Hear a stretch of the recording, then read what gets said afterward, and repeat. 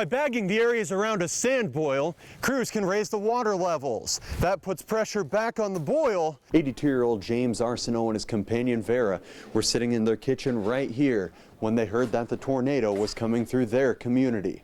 While technically a plea deal as it dismisses 20 cases of felony theft, the Howard Griffin building was an icon on this side of the Ouachita River. We are 9 days away from when the river is expected to crest at 57.5 feet. This family contributed valuable resources to victims of the Joplin tornado. They're discussing ways to reverse the salary adjustments, but those adjustments could be difficult to fund. Words could never describe the devastation they would drive up to later that afternoon. Mr. Harris, what would you like to say to the town of Richwood? None.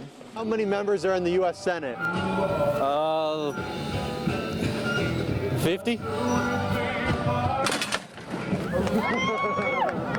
Howard Griffin Land of Toys. Good for girls and good for boys. Bring the kids and shop around. The biggest toy store in the town. Howard Griffin was one of these major stores in town that the people at my age just enjoyed. If you lived in Monroe between the 1960s and 1980s, chances are you heard the jingles and walked through the doors of the toy capital of the Twin Cities. Well, I can just remember as a young man that we'd always come to Howard Griffin's and buy our toys for our kids. And if you were driving along I-20 at 10 p.m. Sunday night, chances are you saw that same building falter to a plume of flames. A building that stood proudly in Monroe for more than 70 years took just 2 hours to go up in smoke.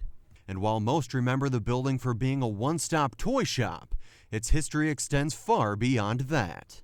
The building came to be in the 30s, the late 30s, 38, 39, and it was a outboard motor dealership / repair shop. After years of repairing America's earliest automobiles, the shop took on a new set of wheels serving the area's motorcycle needs during the 1950s. The building then took on its most prominent identity in the early 60s, selling toys to families until the mid-80s. The Howard Griffin building was an icon on this side of the Ouachita River, and one Monroe businessman, a co-owner of the property, planned on utilizing it to help restore downtown Monroe.